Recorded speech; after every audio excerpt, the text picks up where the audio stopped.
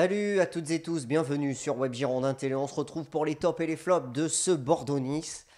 Défaite 1-0 des Girondins pour cette 11e journée. Alors, si vous avez vu le match, on va pouvoir échanger ensemble et voir si vous êtes d'accord avec les tops et les flops de la rencontre que je vais faire.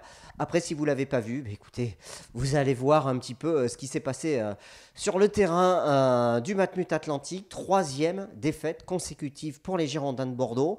Après celle à Montpellier, après celle face au Zénith, vient celle face à l'OGC Nice à domicile, 1-0. C'est pas volé. Alors, il y en a, vous allez me dire, on a touché la barre, on a poussé les 20 dernières minutes, oui. Comme c'est un petit peu le même match qu'on a vu face au Zénith, où Bordeaux, ben, finalement, on a l'impression qu'on joue pas mal, qu'on est bien en dedans, et puis au final, on s'incline parce qu'on marque pas de but, parce qu'on n'est pas décisif et parce qu'on est trop brouillon. Alors, avant d'attaquer la compo et les tops et les flops, je vais juste vous donner mon sentiment sur ce match. Mais je trouve qu'on attaque de manière brouillonne et que si la combativité peut compenser les lacunes techniques que nous avons, les lacunes collectives et cette manque de maîtrise et ce manque de réalisme dans la surface de réparation, parce que des occasions on en a eu, on a tiré 14 fois au but, à un moment donné, il faut en mettre une au fond. Alors le gardien, il fait une parade qui est pas mal sur la tête de Cornelius à la fin, on touche la barre, mais c'est brouillon, c'est individualiste, ça manque de collectif, on joue pas les uns avec les autres, on est combatif certes, mais je l'ai déjà souligné lors des précédents top et flop, Bordeaux n'a pas de collectif huilé. Il y a un gros travail à faire pour compenser nos lacunes techniques et notre manque de qualité, parce que je trouve qu'on a un groupe techniquement qui manque de qualité. Et pour bien jouer collectivement, à un moment donné, il faut faire marcher sa tête. Et il faut arriver à répondre aux exigences des coachs. Et on va voir qu'il y a des joueurs, je trouve, qui sont en dessous. Voilà. Donc, la composition d'équipe, composition frileuse, je trouve, de la part de Ricardo et Bédoué. On va dire de Ricardo, c'est lui qui décide tout. On va arrêter. Maintenant, à partir de cette vidéo, quand je parlerai de l'entraîneur, je parlerai de Ricardo, parce que c'est lui l'entraîneur des Girondins. Donc, compo frileuse, Costil dans les buts, bon, ça y a rien à dire, capitaine. Palencia à droite, qui fait son retour après la surprise Lechouk face au Zénith. Koundé Pablo en défense centrale, Punjé à gauche. Et au milieu du terrain, c'est là où ça se complique. Si la défense, on peut qu'être en accord avec le coach, je trouve que sur le milieu de terrain, ça se discute. Otavio, ok, numéro 6, en même temps. Quel est l'autre sentinelle dont on dispose? Le Ragueur peut-être. Bon, le Ragueur qui joue devant lui, avec son carré à gauche. Et là, le choix de ces deux joueurs, il pose question. Lucas Le Ragueur, techniquement, c'est très limité. Il est engagé, mais je trouve qu'il apporte rien au jeu des Girondins. Et Sankaré, ben, on va voir, j'en parlerai dans les top et flop, mais il joue tout sauf milieu de terrain. Donc voilà. Et devant, on a Camano, brillant, et Kalou. Camano, son retour était attendu, brillant. Comme Cornelius revenait de blessure, on pouvait supposer qu'il ne serait pas titularisé. Et Kalou, ben, il a fait plutôt un bon match face aux Zénith, donc il est de nouveau titularisé. Voilà. Donc ben, voilà, la composition d'équipe, c'est surtout le milieu de terrain qui est qui est contestable. J'en ai parlé, on va en reparler en détail. Et je trouve qu'on a un jeu vraiment très stéréotypé avec notre équipe. C'est pas compliqué. Bordeaux, on joue sur nos côtés. Si tu veux nous bloquer, ben, tu bloques les côtés, ce que font toutes les équipes. Et ça fonctionne, parce que ça nous gêne énormément et on n'arrive pas à marquer de but. Donc quand tu bloques les côtés avec Bordeaux, ben, tu bloques quasiment tout notre potentiel offensif. Aussi fort que soient nos joueurs, ben, on n'arrive pas à faire la différence. Voilà. Jeu stéréotypé, collectif pas assez huilé, manque de technique, manque de réalisme. Voilà, maîtrise technique, elle n'y est pas, le réalisme non plus. Mais t'as beau être combatif, à un moment donné, mais ça ne fait pas la différence face à des équipes qui jouent quand même le top 8 de la Ligue 1, même s'ils sont derrière nous. Nice, ils reviennent à notre hauteur là. Attention, on est 9e ce soir. On penche vers le bas du classement avec cette troisième défaite consécutive. Allez, les tops et les flops. Benoît Costil, sur le but, il ne peut pas grand-chose. Avant ça, il fait une parade extraordinaire. Alors, extraordinaire, j'exagère un peu, mais il fait une belle parade en première mi-temps, ce qui nous permet de revenir à la pause avec ce score de 0-0. Là, il ne peut pas grand-chose. Voilà, il n'a pas été énormément inquiété, mais bon, il suffit d'un but. On prend ce but à chaque match, quoi. La solidité défensive, on ne l'a pas. Donc bon match, voilà. Et malheureusement, il ne peut pas nous sauver à chaque fois, il ne peut pas toujours faire des miracles en même temps. Palencia, top. Je trouve qu'il a fait une grosse rentrée, il a fait un gros match. Défensivement, il a été impeccable. Offensivement, il a essayé d'apporter, de combiner avec Kalou. Il manque d'automatisme tous les deux. C'est le revers du turnover. Quand ton collectif il n'est pas huilé, que tu fais du turnover, mais à un moment donné, les joueurs ils manquent d'automatisme. Et Kalou et Palencia, ils n'ont pas fait énormément de matchs l'un à côté de l'autre. Voilà, donc il y a eu quelques ballons perdus, mais Palencia, je trouve qu'il a fait un très gros match au top. Koundé, bon match. Après son coup au moral, alors je ne sais pas si ça lui atteint le moral, on ne sait pas ce qu'il en a pensé, puisqu'il n'est pas venu devant la presse. En tout cas, là, il a fait un match solide. Jules Koundé, combatif, voilà, bon match de sa part. Pablo au top, au top, au top. Le rock, il n'y a rien à dire. Pablo, c'était du grand Pablo ce soir. Face à Balotelli, ça n'a pas branché. Malheureusement, ils ne peuvent pas être partout eux aussi. Hein. Quand le collectif est déstabilisé, c'est pas vraiment nos 4 défenseurs, je trouve, qui nous déstabilisent. C'est surtout l'organisation et ce milieu de terrain qui. Moi, ce milieu de terrain, ça va pas. Je trouve que le milieu de terrain en Girondin, ça va pas. Et on va en parler juste après Maxime Pounjé. Donc au top Pablo. Pounjé, c'est foufou, quoi. Maxime Pounjé, il a énormément d'envie et des fois, ça va un peu trop vite pour ses coéquipiers, même pour lui-même, j'ai l'impression.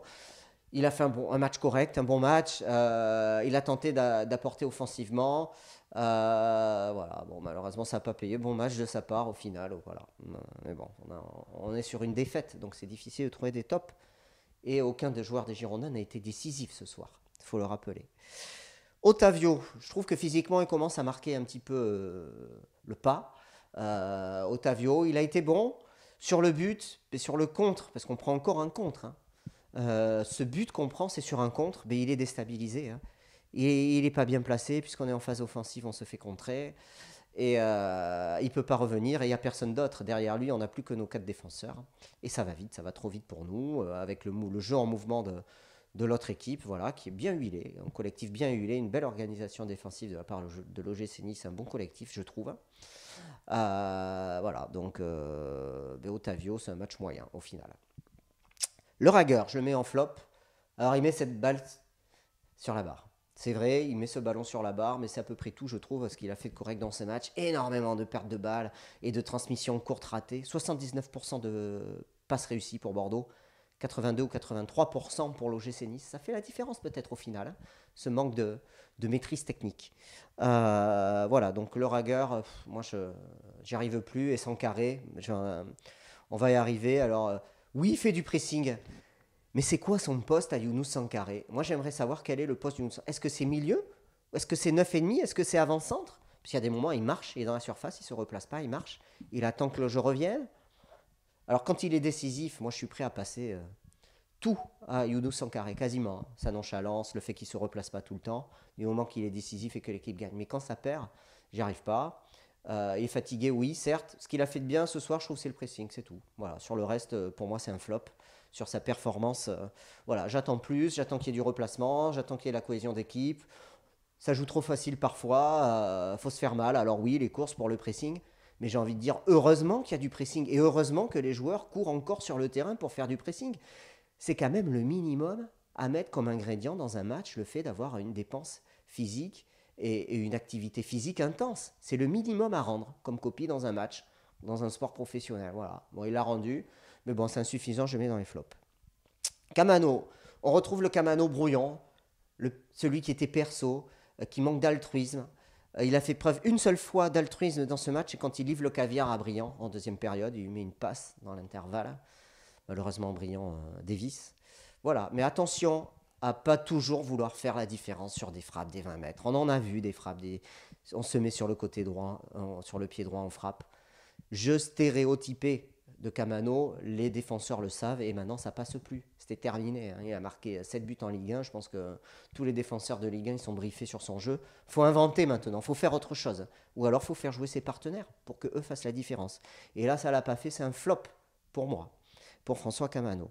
Kalou, alors oui, il est percutant, il tient bien sur ses appuis, il est combatif, mais c'est pareil, lui aussi, je trouve que c'est trop stéréotypé. Et au lieu d'aller chercher la dernière passe, mais ça tente une frappe. Alors, quand elle est réussie, bravo, mais quand elle n'est pas réussie, ben c'est un flop. Parce que c'est pareil, je trouve que ça manque de collectif, ça manque de cohésion devant pour faire jouer son avançante, pour faire jouer ses copains et aller marquer ce but et être décisif. Pardon. C'est un flop pour Kalou, pour moi. Brillant, caviar de Camano, 58e minute, il divise complètement. à côté de ça, j'ai du mal à trouver des points positifs à sa prestation. Il n'a pas été décisif. C'est un flop aussi pour Jimmy Briand. Voilà. Les 3 attaquants, ils sont en flop. Voilà. Jouer collectif, jouer plus simple, jouer les uns pour les autres. Et n'essayez pas de briller au détriment du collectif. Moi, c'est ce qui ressort et je trouve qu'on est sur cette tendance depuis plusieurs matchs. Et comme par hasard, les résultats, ça ne suit pas. 3e défaite consécutive, hein, c'est pas rien. Les entrants, on a eu en entrant Plasil remplacé Otavio. Bon, tu mets Plasil, pourquoi tu fais pas rentrer Youssouf quoi? T'es mené 1-0, je comprends pas.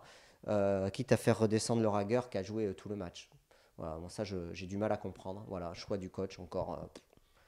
Voilà, faudrait qu'on pose des questions au coach pour qu'il nous explique, mais bon, c'est même pas lui qui est en conférence de presse, donc c'est compliqué. Sankaré sorti à la 70e minute, remplacé par Caramo. Bonne rentrée de Caramo, il a encore des occasions, il se crée des occasions. Il a la faculté à se créer des occasions, à être dangereux. C'est hyper positif ça. Par contre, il les marque pas. Et quand tu mets pas tes occasions, ben, tu finis dans les flops, quoi. Parce que les occasions, c'est fait pour être transformé. Alors, il peut pas les marquer à chaque fois. Par contre, quand on a beaucoup et que tu les marques pas, ben, il faut rapidement trouver le chemin défilé parce que l'équipe, elle en souffre et le résultat aussi. Donc, au final, c'est une entrée plutôt positive de Caramo. Mais du fait du manque de réalisme, ça finit dans les flops parce que c'est brouillon. Voilà. Cornelius rentrait à la 62e. Alors il s'est bien battu. Lui aussi, il a voulu rentrer. On a tel un bulldozer qui voulait tout fracasser. Marcher sur tout le monde. D'ailleurs, il a marché sur Dante. Malheureusement, ça n'a pas fait la différence.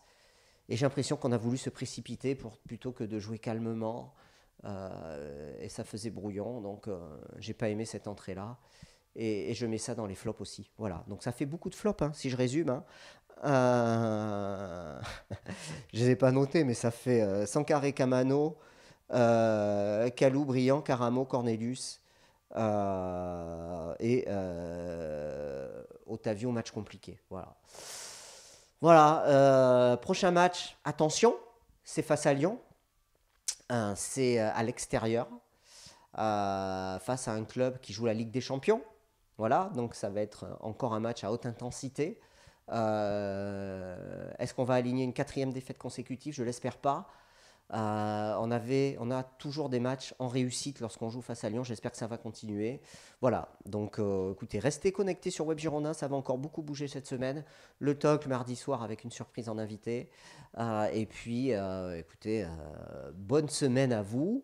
Et vibrez bien avec les Girondins en espérant une victoire pour le week-end prochain. Allez, salut et merci de votre fidélité. Ciao.